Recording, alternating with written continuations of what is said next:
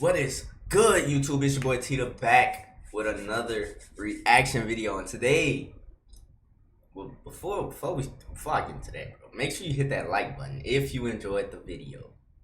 If we're going to enjoy the video, hit that subscribe button if you're new, and we about to get into a reaction that of a fucked up case that was solved over 10 years later. I'm not sure what case this is, bro.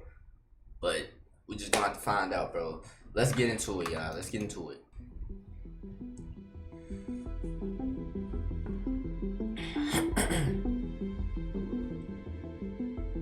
Tanya Nicole Catch was born on October 14th, 1981 in Monongahela, Pennsylvania, a small town of less than 10,000 people. For the first 12 years of her life, Tanya's childhood appeared relatively normal, if not happy on the surface. The Catch family, consisting of Tanya and her parents, Jerry and Sherry, enjoyed frequent vacations to Florida. As Tanya approached adolescence, the cracks in her family life began to widen, which later sparked a series of events that would ultimately lead to her vulnerability and exploitation. The first signs of trouble emerged as Tanya's parents' marriage began to deteriorate. What had once been a loving relationship devolved into frequent arguments and long periods of tense silence. The atmosphere in the household became increasingly strained, with young Tanya caught in the crossfire of her parents' discord. These arguments, often loud and heated, left a lasting impression on the young girl, shaking her sense of stability and trust in the adults who were supposed to protect her. In 1994, when Tanya was around 12 years old, several key events occurred that would dramatically alter the course of her life. Her father contracted a severe case of pneumonia that required hospitalization for several months. Ouch. This health crisis not only affected Jerry physically, but also placed a significant financial strain on the family. With the primary breadwinner out of work for an extended period, the family's economic stability was severely compromised. During this period, Tanya's mother was left to manage the household and care for their daughter. However, the stress of the situation began to take a heavy toll on Sherry's mental health.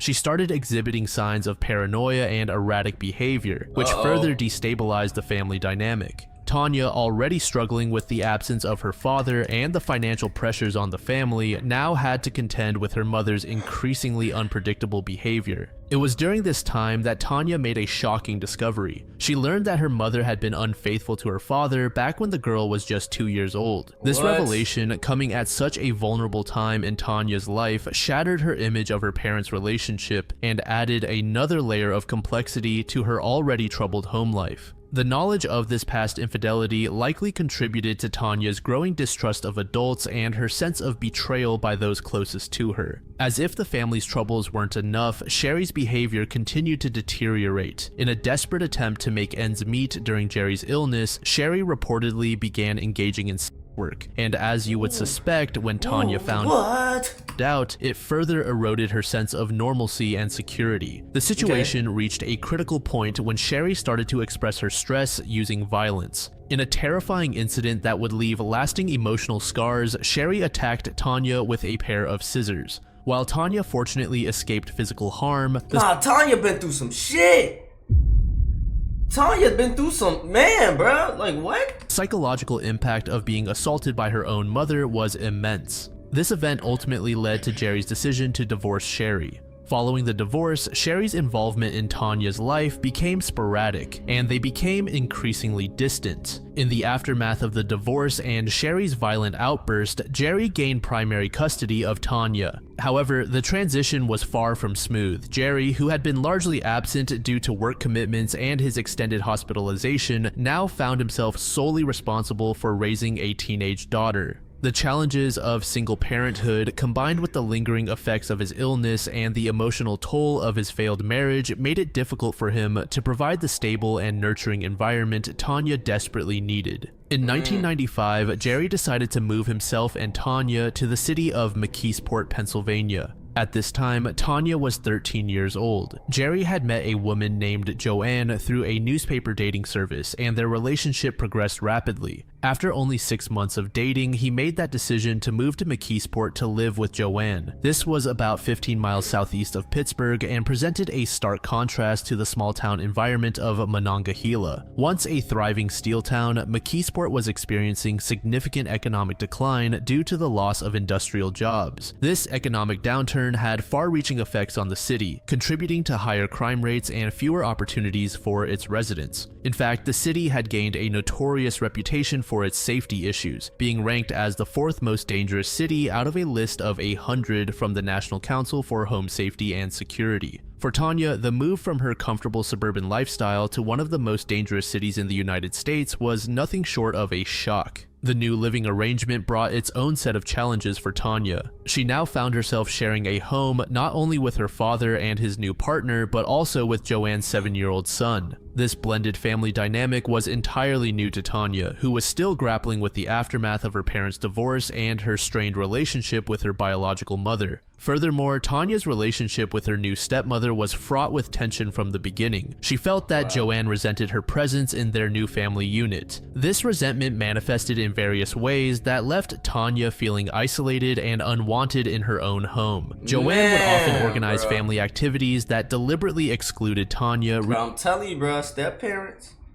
bro, make you feel like make you feel like you're not even part of the family, bro. I don't know. Reinforcing her sense of being an outsider. These could range from simple outings to more significant family events, all of which serve to emphasize Tanya's status as an unwelcome addition to the household. The isolation extended beyond just being left out of family activities. In a particularly cruel move, Joanne would unplug the phone to prevent Tanya from calling her friends back in her hometown. Perhaps the most egregious move came when Joanne removed the door to Tanya's bedroom. Jerry seemed either unaware of or unwilling to address the tensions between his daughter and his new partner. When Tanya expressed her feelings of isolation and exclusion, she found little comfort or support from her father. That same year, Tanya began attending Cornell Middle School, to which she immediately faced challenges. One of the most pressing issues she faced was relentless bullying. She found herself targeted by other students, particularly girls, who seemed to single her out for no apparent reason. This constant harassment created a hostile and intimidating atmosphere, and it made it so that the girl not only felt at risk at home, but also at school. Bro, so think about it, bro. She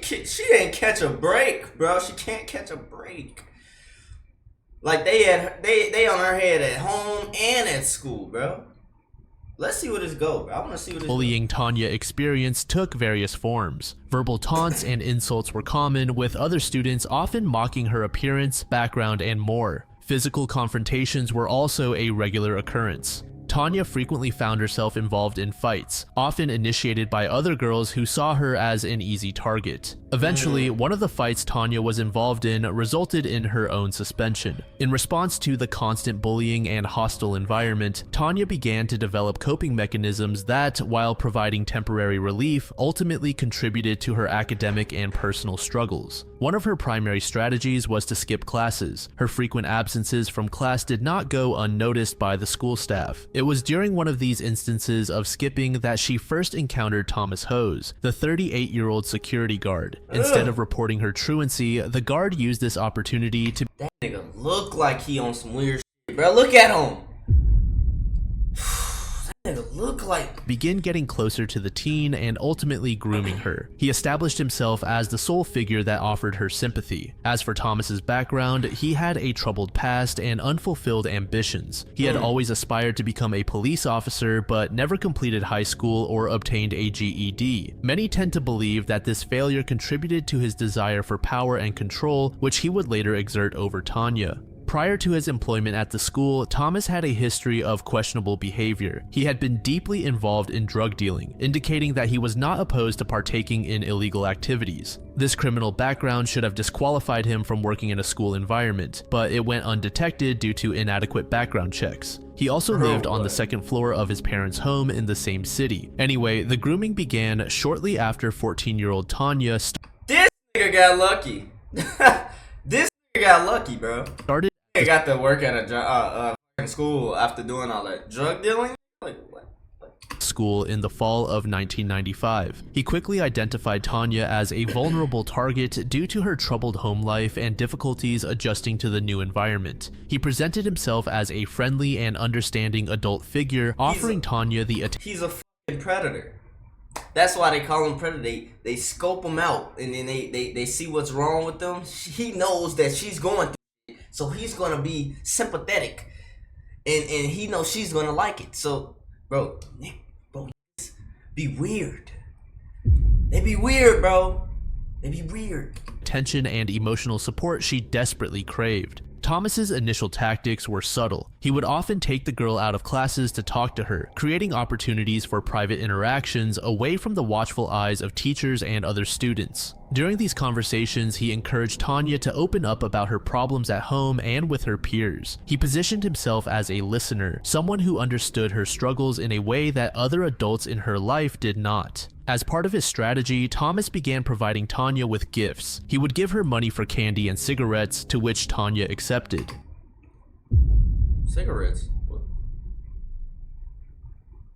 These gifts made the teen feel indebted to the man and were later used as leverage for their inappropriate relationship. Thomas constantly criticized her family and friends, telling her things like, "I could give you a better life. You don't deserve what's going on at home. You don't deserve what's going on with your friends." A pivotal moment occurred when he caught Tanya skipping class on one particular day. Instead of reporting her, he engaged the girl in conversation. It was during this encounter that he kissed Tanya for the first time. As the grooming progressed, Thomas began to paint a picture of a better life for Tanya if she were to run away with him. He exploited her desire to escape her troubled home life, promising her freedom from the restrictions and problems she faced with her family. This promise of escape was particularly alluring to Tanya, who had already run away from home on several occasions. By February 1996, just months after their first encounter, he had convinced the teen to run away from her family and move in with him. Tanya, believing she was embarking on a new life with someone who truly cared for her, had no intention of returning home. The abduction itself was the culmination of months of grooming by Thomas.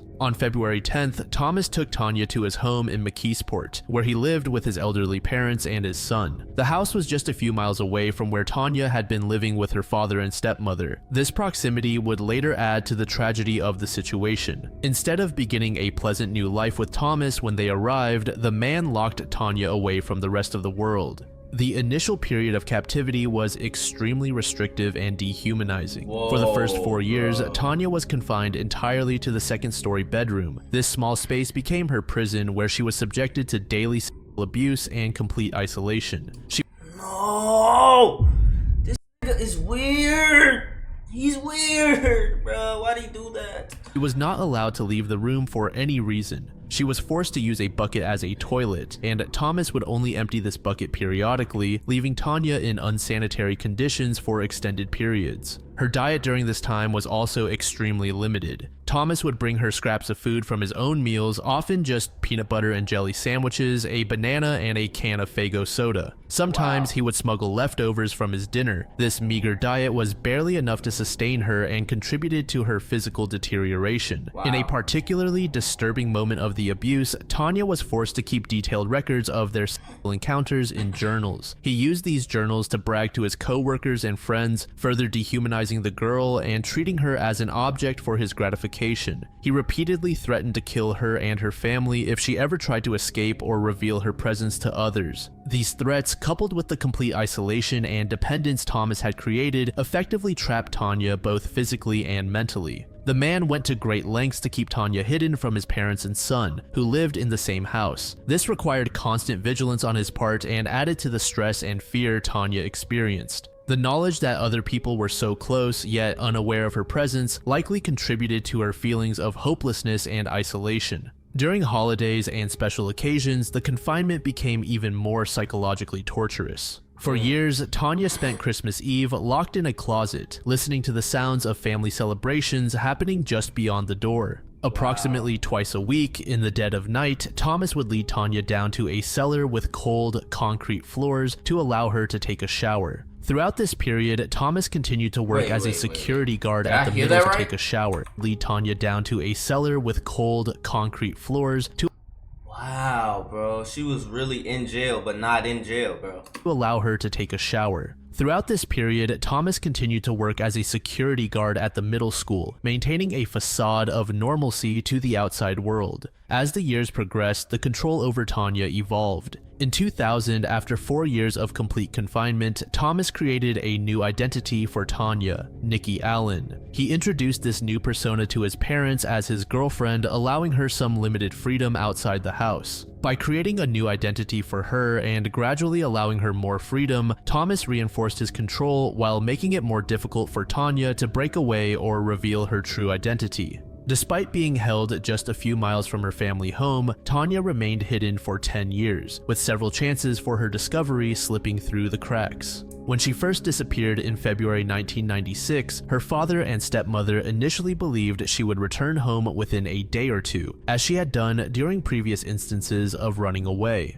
However, after 4 days without any sign of her, Jerry became increasingly worried and officially filed a missing persons report on February 14th. Unfortunately, the teen's history of running away worked against her in the initial stages of the investigation. Police were less inclined to take aggressive action, viewing her case as that of a typical runaway teenager. This perception was reinforced by the fact that Tanya had run away multiple times before, always returning home after a short period. Jerry found himself in a scenario where each report of Tanya's disappearance made law enforcement take him less seriously. The lack of urgency in the police response meant that crucial early leads were not pursued as vigorously as they should have been. One such lead came from Tanya's grandmother, who provided Jerry with a phone number she had found on a piece of paper Tanya had left behind during her last visit. When called, the number connected to a woman named Judy Sokol. Police did follow up on this lead, visiting Judy's home. She informed them that her house was often a refuge. That stiff-ass sticker on his back. What the fuck?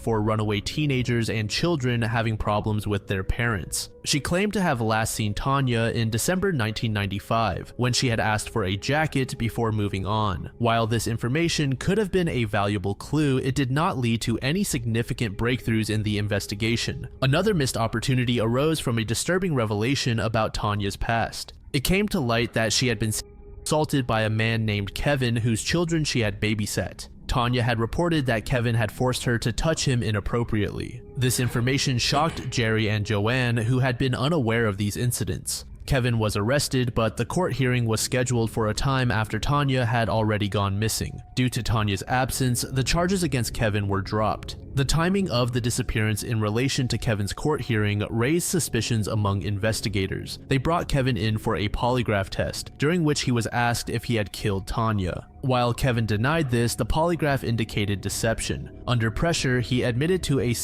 encounter with the girl, something he had previously denied. However, this lead ultimately did not bring investigators any closer to finding Tanya. Perhaps the most significant missed opportunity in the search was the failure to thoroughly investigate Thomas. Despite him being questioned early in the investigation due to his position at the school, his reputation as a respected security guard seemed to protect him from further scrutiny. The community's perception of Thomas as a trustworthy figure was so entrenched that in 1999, Cornell Middle School celebrated an entire day dedicated to him. They even So you telling me he was such a cool ass nigga, nobody thought he did anything. Alright.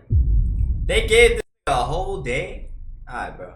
presented him with a plaque. As years passed, plaque the is intensity crazy. of the search inevitably waned. The case grew cold, and while her family never gave up hope, the active pursuit of leads diminished over time. This gradual reduction in search efforts represents another missed opportunity, as it allowed Thomas to become more comfortable in his deception and potentially take more risks that could have led to discovery if law enforcement had remained vigilant. Tanya's journey to freedom began in March 2006. By this time, Tanya was 24 years old and had been living under the alias Nikki Allen. The circumstances leading to her escape were a combination of increased freedom, a growing realization of her situation's abnormality, and a friendship that provided her with the support she needed to break free. In the years leading up to her escape, Thomas had gradually allowed Tanya more freedom to leave the house. This change in her circumstances was a double-edged sword. On one hand, it provided Tanya with opportunities to interact with the outside world and potentially seek help. On the other hand, it was a testament to the psychological control Thomas had established over her, as he believed she was sufficiently brainwashed to not run away. Tanya's limited freedom included permission to attend church and visit a local neighborhood shop.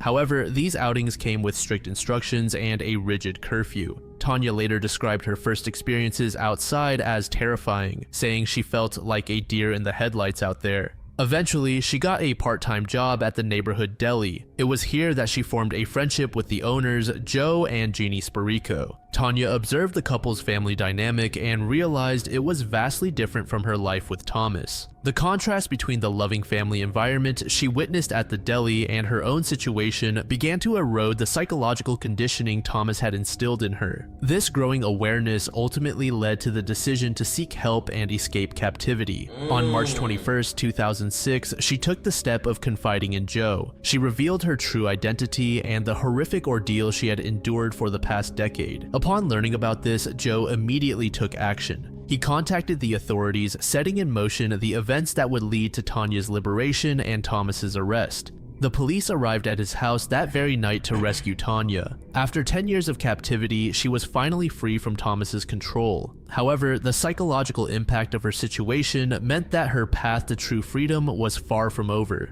In the immediate aftermath of her escape, Tanya faced the challenge of reuniting with her family and adjusting to a world that had moved on without her. While she was happy to be reunited with her family, the relationship, particularly with her father and stepmother, became strained over time. They held the belief that Tanya was partly responsible for what had happened to her, a perspective that only hindered the recovery process. On June 26, 2007, Thomas, then 49 years old, pleaded guilty to a series of charges related to his decade-long captivity and abuse of Tanya Ketch. The charges included statutory sexual assault, 3 counts of involuntary deviant sexual intercourse, 2 counts of indecent assault, endangering the welfare of children, corruption of a minor, interference with custody of children, and aggravated indecent assault. Interestingly, he was never charged with This freaky ass nigga, bruh.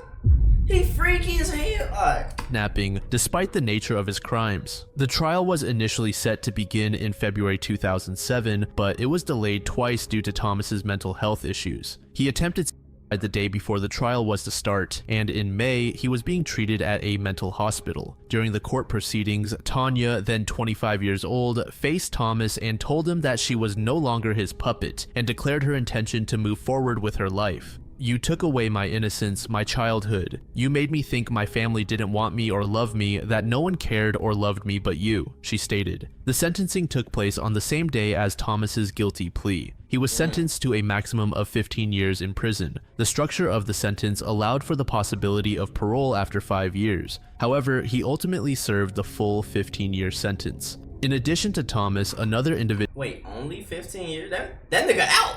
He's out of jail right now.